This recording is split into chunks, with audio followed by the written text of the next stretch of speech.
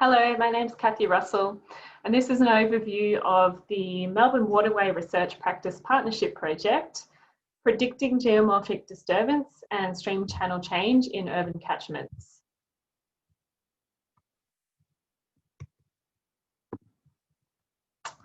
So the background to this project is that we know that stream physical form, and by that we mean the stability and complexity of streams, the physical shape and the physical functionality. We know that that underpins a range of other ecological and social values in cities. We also know that urbanisation impacts on physical form and functioning of streams due to increased stormwater flow, altered sediment supply from the catchment, directly altered channels with things like altered bank vegetation and rock protection in streams, and altered floodplains or streams that have been artificially disconnected from their floodplains. While we know that those effects are really widespread, there's no accepted model for the expected extent and severity of channel change relative to the disturbance of the catchment or the corridor. There have been localised models, but nothing on a region-wide scale and nothing for the greater Melbourne area.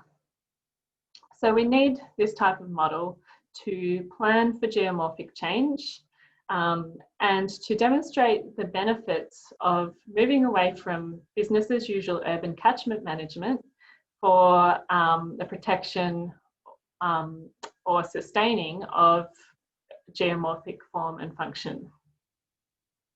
And so this project will develop catchment scale statistical and conceptual models to inform a predictive tool for management of river physical habitat and physical form. So we are expecting this project to produce a few outcomes.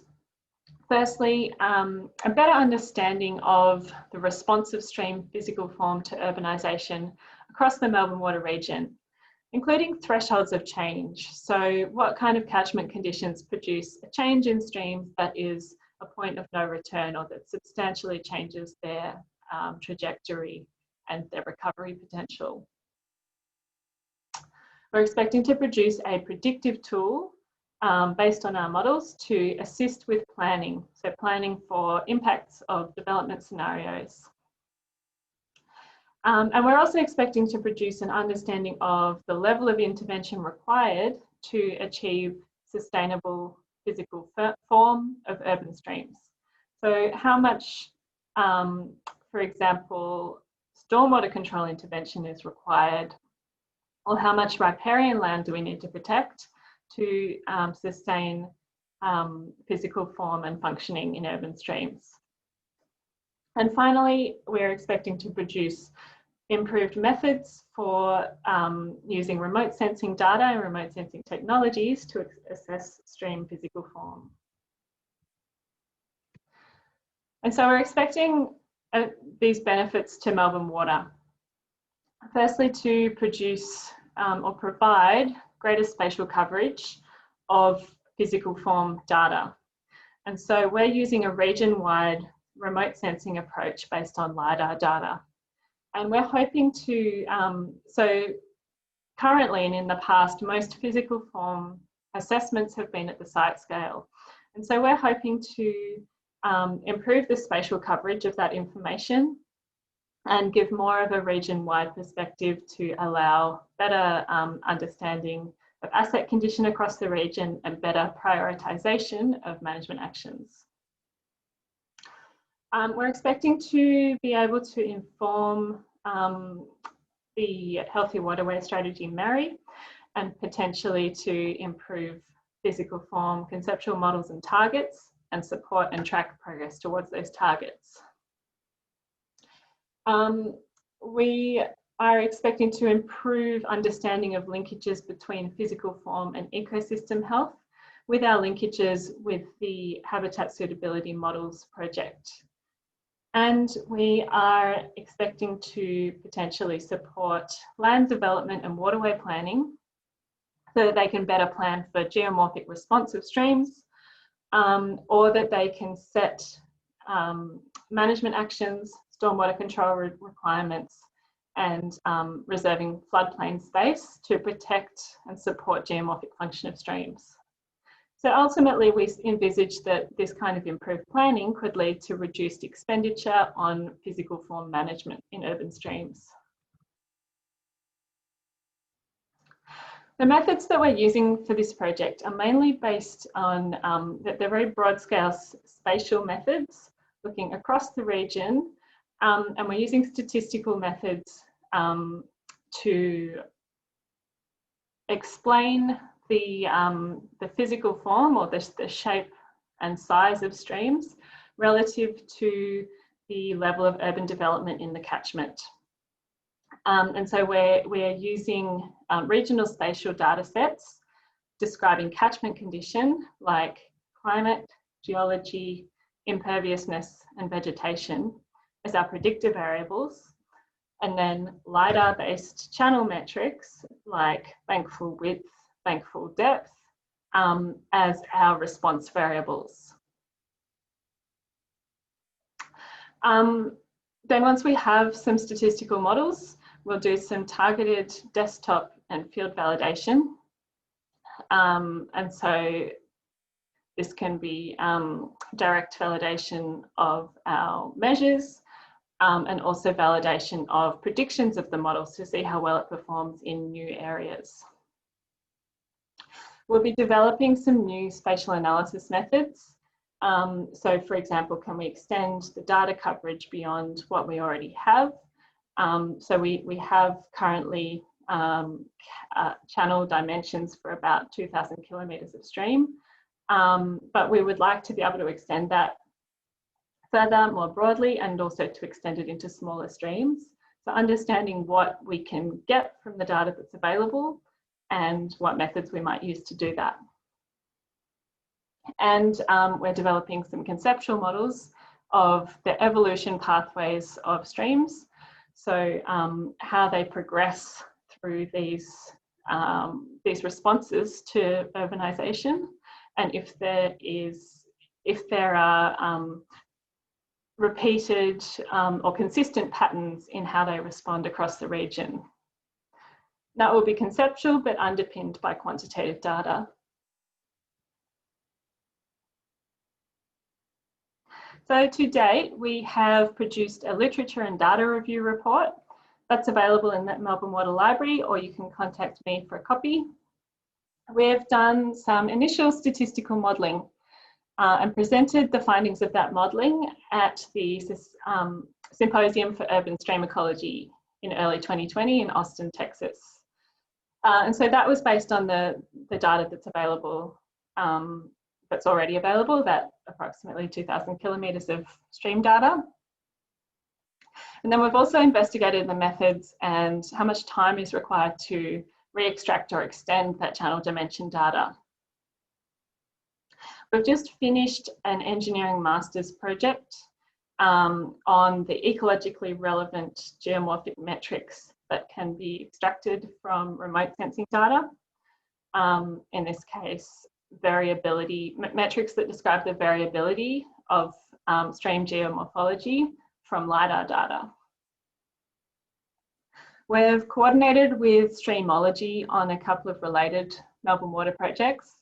Firstly, the physical form asset framework, which is a snapshot of current physical form asset condition across the region. And we've really used that's already pulled together a lot of the information, and so we're using that as a springboard to our models. And the physical form field measures protocol, which is a method for collecting field data on physical form and geomorphic condition. And so we're hoping to integrate with that to do some validation for our work. And we're hoping that our methods on the regional scale will be complementary to those field measures at the site scale. And recently, Jasper Kunapo and Chris Walsh recently completed developing a new stream and subcatchment network for the Melbourne Water area, and that's a key input to this project. So our proposal for the coming year, we are mainly focused on continuing to develop the statistical modelling method. So a big part of this is to start to look at including the network connectivity effects. So we expect stream channel segments that are connected to affect each other, in addition to the effects of the catchment. So finding a way to incorporate that into the statistical model. We have a few ways forward that we're testing with that. We will incorporate updated and improved environmental variables as they become available, and they're being developed under another partnership project, A1. And so, for example, they're attenuated imperviousness and forest cover data on this new catchment layer. We're planning to extend our models to the prediction of variability metrics based on the results of the master's students this year. And so that goes beyond just looking at the channel dimensions and into something that could be more representative of heterogeneity and potentially more ecologically relevant and relevant to how that physical form can support ecosystems. And we will investigate the benefits of extending our channel dimension data further. So trying to quantify whether or how much benefit we get in our model or in our predictions if we re-extract channel data in existing areas, or if we extend it to areas that we don't currently have data. We will undertake targeted desktop and field validation of the data and predictions, potentially integrating with information from the physical form field measures protocol rollout at Melbourne Water, and also doing our own validation to directly field validate some of the metrics that we're using, and potentially to validate whether the metrics that we're using, the variability metrics that we're using, really correspond to measures of geomorphic heterogeneity in the field. And also validating our predictions in unmapped areas. So for example, if we don't, can our model be extended or extrapolated to headwater streams, and if predictions they're reasonable? We will investigate relevant measures of geomorphic floodplain function. So how much floodplain space do you need to support the geomorphic function of streams? And if that floodplain space is constricted by levees or development in the floodplain, what effect does that have on geomorphic function? And so we'll test some data extraction and analysis methods to try and do that in a systematic way across the region. And finally, we will continue to liaise with the A1 project, in-stream biota habitat suitability models project team, as they update their environmental variables to investigate any opportunities to model the effects of geomorphology as an intermediary between catchment conditions and habitat suitability. Thank you.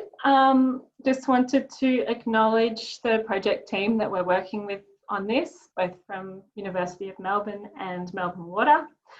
And if you have any questions, please contact me. My email's there on the screen. All right, thank you.